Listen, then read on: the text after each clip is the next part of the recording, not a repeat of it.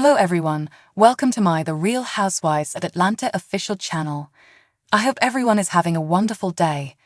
Before we begin, please hit the subscribe button and give this video a thumbs up.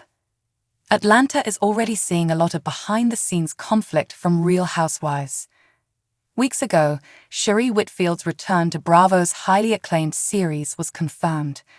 However, as Daily Mail Online exclusively reveals, this is not the arrangement she had hoped for. She believes she was tricked by a reality show producer. Whitfield, the ex-wife of NFL player Bob Whitfield, believed that she would be returning to the program as a full-time cast member after Nene Leakes left, and thanks to a backdoor arrangement she arranged with former executive producer Carlos King. She assumed that as a member of the original cast, she would continue where Nene left off, but now her episodic run is as constrained as Demetria McKinney's was in the previous season, a source told Daily Mail Online. The 45-year-old fitness expert, who is well-liked by viewers, was disappointed to hear that she will only be a part-time companion during the 8th season of the show. Whitfield believed that Bravo would market her comeback in a similar way to how Bethany Frankel was promoted to the Real Housewives of New York, and that she was going back as a full-time cast member with a peach-holding role. Sheree started working on Season 8 of the show before receiving a contract. The insider told Daily Mail Online she was several weeks into taping when the network presented her with a contract for a limited number of episodes, much to her surprise. The source claims that Whitfield presented the reality show producer with a suggestion for a program about African-American real estate brokers in Atlanta during their meeting earlier this year. Whitfield obtained her real estate license and began selling properties after leaving the show 3 years prior. She thought King might help her sell the show to a network, therefore she wanted to be featured in the new show with several other women she knew were equally successful in real estate. The source states, Carlos began pitching the show to networks without telling Sheree, and WeTV became interested. Without consulting Sheree, he pitched the idea to them, and when he did, he had to come back to her with a make-good. He promised to set up her full-time return to Real Housewives and offered her a co-executive producer credit. According to the source, he was merely attempting to prevent her from suing him. The formal announcement of selling it in the ATL's pickup was made by WeTV. The network is hoping to use the show as a spin-off of its popular current series, Cutting It, in the ATL, which is centered around hairstylists in Georgia. The release listed Whitfield as a co-executive producer. Whitfield, who has a history of not being the most business astute, accepted King's invitation to rejoin Real Housewives of Atlanta as co-executive producer, despite the fact that she had never created any formal documentation before proposing him the idea for a real estate show. She trusted Carlos again by accepting his offer because she knew she would face challenges if she sued him, because there was no non-disclosure or partnership agreement in place, the source added. She had no idea that he had deceived her once more. Carlos King has not responded to a request for comment from Daily Mail Online. Whitfield has now discovered that her appearances on The Real Housewives of Atlanta would be limited to 10 or 12 episodes.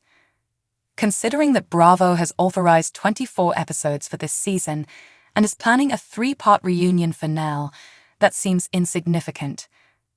Sheree actually filmed her last scenes for the show this past weekend at the Million Man March in Washington, D.C., alongside Peter Thomas, Phaedra Parks, and Portia Williams.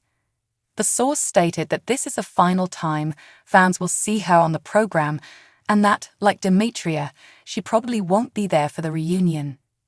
"Who's gonna check me, boo?" was Whitfield's most famous catchphrase throughout her 4 years on Real Housewives of Atlanta, including her well-known conflicts with Kim Zolciak, a former cast member, and Leakes.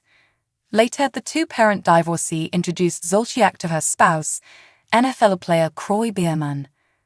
Before getting fired from the show after the 4th season, Whitfield started building a new house that she named Chateau Sheree.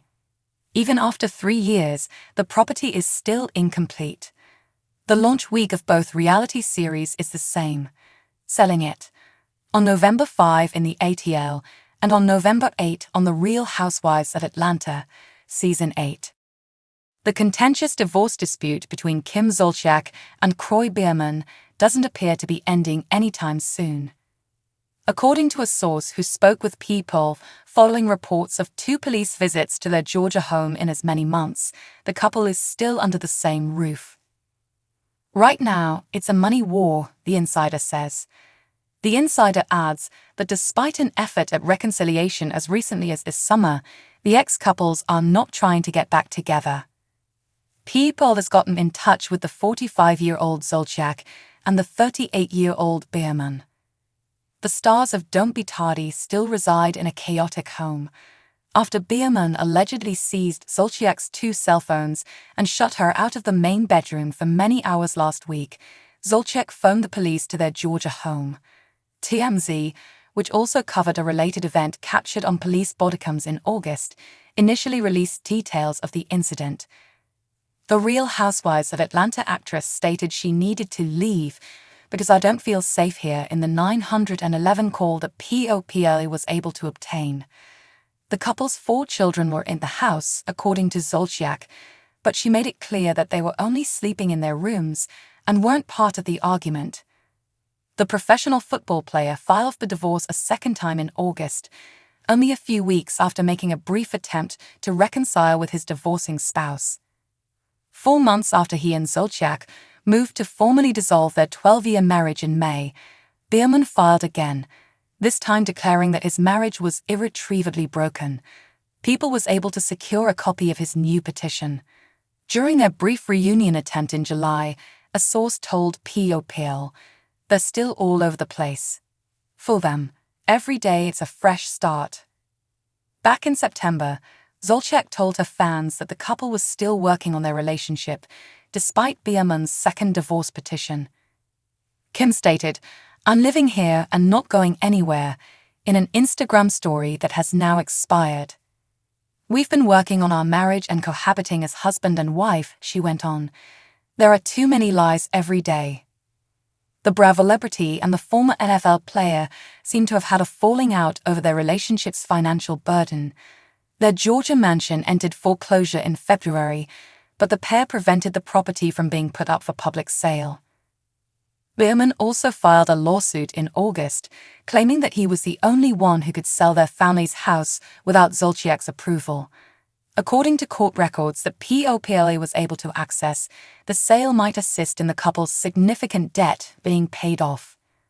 It's unclear if Zolciak is using the money from her online sales to settle the family's debt, but she has also started selling some of her designer goods on her Instagram story. So what do you guys think about this update? Let me know in the comments below. And if you like my videos, please press like and subscribe for more. I'll see you guys next time.